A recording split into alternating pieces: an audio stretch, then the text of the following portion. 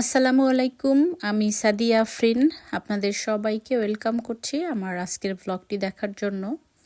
আশা করছি আপনারা সবাই ভালো আছেন। আলহামদুলিল্লাহ, আমরাও ভালো আছি। তো আমার ব্লগটি যারা দেখা শুরু করেছেন, প্লিজ যদি ভালো লাগে লাইক, কমেন্ট এবং সাবস্ক্রাইব করেই আমার সাথেই থাকবেন। আর পুরাতন যে আপুরা ভাইয়ারা আমার সাথে আছেন তাদেরকে অসংখ্য ধন্যবাদ এত সুন্দর সুন্দর কমেন্ট করার জন্য এবং আমাকে সাপোর্ট করার জন্য। তো এই হচ্ছে আমার ফুল গাছটা, আরও ফুল বেড়েই যাচ্ছে এবং আরও অনেক কলি আছে। সম্ভবত কিছু হবে আবার কিছু ঝরে যাবে এরকম।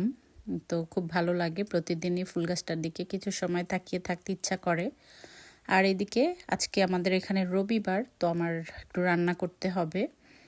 তো রান্নাও করব, ঘরেরও সামান্য কিছু কাজ আছে, তো চিন্তা করলাম একটু মোরগ পোলাও করে দেই।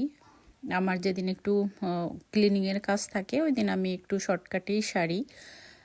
বাচ্চারাও খেতে চাইছিল মোরগ পোলাও, কয়দিন আগে রোস্ট করেছিলাম, আজকে বললো একটু মোরগ পোলাও করে দাও, আর সাথে একটু কাবাব করব। আমার সেদিন যে কাবাব করেছি, কাবাবের একটু আছে আর কি, ডিপ ফ্রিজে রেখে দিয়েছিলাম, ওইটা বের করে আমি উপরে চলে এসেছি রেখে।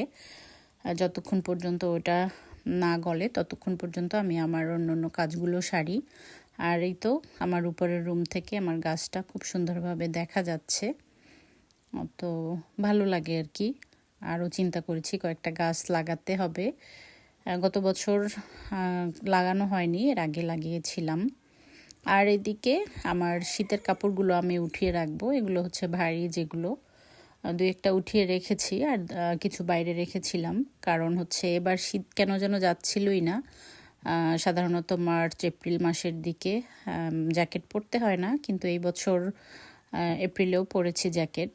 মে মাসটা একটু শান্তি পেলাম আর কি।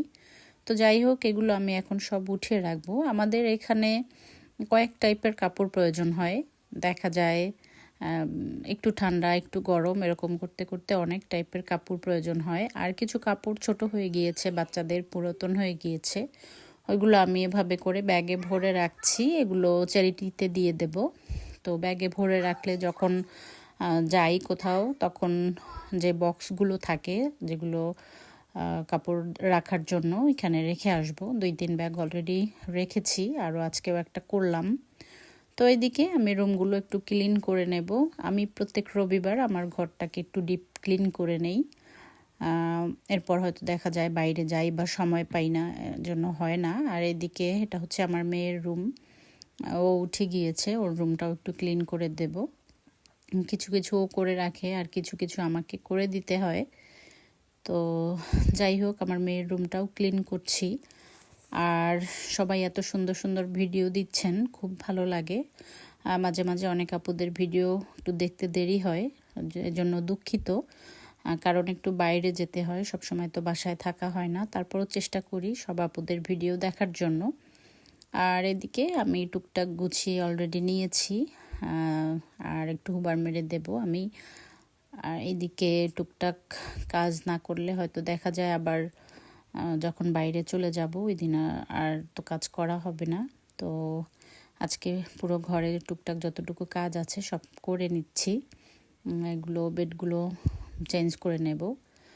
তো আর বাইরের ওয়েদারটাও খুব ভালো আজকে, বাইরের ওয়েদারটা একেবারে সুন্দর একটা ওয়েদার। কিছুদিন পর্যন্ত বৃষ্টি নেই এবং ওয়েদারটাও তেমন গরমও না ঠান্ডাও না, এরকম একটা ওয়েদার সবসময় চাই আর কি আমরা। তো যাই হোক, গুছিয়ে নিচ্ছি সব কিছু। আর আস্তে আস্তে করে কাজগুলো কমপ্লিট না করলে দেখা যায় থেকেই যায়, কারণ এখানে তো হেল্পিং হ্যান্ড নেই, এজন্য নিজের কাজ নিজে জমিয়ে না রেখে করে ফেলাই ভালো আর কি। তো উপরের কাজ শেষ করে আমি নিচের দিকে যাচ্ছি। নিচে আমার 2 ছেলে খেলাধুলা করছে। আর 2 ছেলে যখন খেলাধুলা করে বা বাসায় থাকে তখন আমি নিচে 2টা রুম কখনোই গুছাতে পারি না। ওরা যেদিন বাসায় না থাকে ওই 2টা রুম আমি সবসময় স্কুল যখন খোলা থাকে তখন গুছিয়ে দেই, কারণ ওরা রুমে ঢুকলে আমাকে আর হুবার চালাতে দেয় না, শব্দ হয় এই জন্য। তো এটা হচ্ছে আমার এই অফিস রুমে আমার বড় ছেলে সবসময় কম্পিউটারে খেলাধুলা করে, যখন স্কুল বন্ধ থাকে তো কম্পিউটারে বসে খেলাধুলা করছিল। আমাকে বলছিল যে আজকে ক্লিন করতে হবে না, তো এজন্য আর আজকে রুমটা করা হলো না। এবং আমার আরেকটা লিভিং রুম আছে, যেটা আমার ছোট ছেলে বসে টিভি দেখে।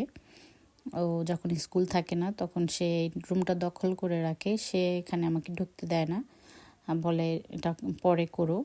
তো এই তো সেও বসে বসে আমাকে বলছিল আজকে না, তো রুমটাকে একেবারে পুরো এলোমেলো করে রেখেছে। তো চিন্তা করলাম থাক, যেদিন স্কুল খুলবে ওই দুইটা রুম আবার ওই দিন ক্লিন করে দেব। আর আমি যেহেতু আজকে রান্না করেছি এজন্য আমার হাতে তেমন একটা সময়ও নেই, দুপুরেরও প্রায় খাওয়ার টাইম হয়ে গিয়েছে।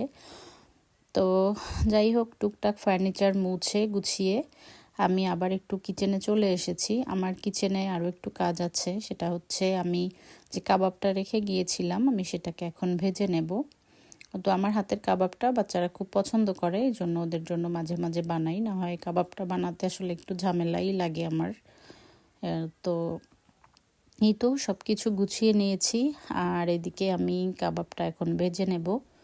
তো এই তো আমি রেখেছিলাম মিশ্রণটা, এখানে আমি একটু নরমই হয়েছিল আমার কাবাবটা ওই দিন, তো আরও একটু ডিপে রেখেছি, পর একটু আরও বেশি নরম মনে হচ্ছে। তো আমি এখানে একটা ডিম দিয়ে নেব, ডিম দিয়ে পরে এটাকে আমি ভেজে নেব।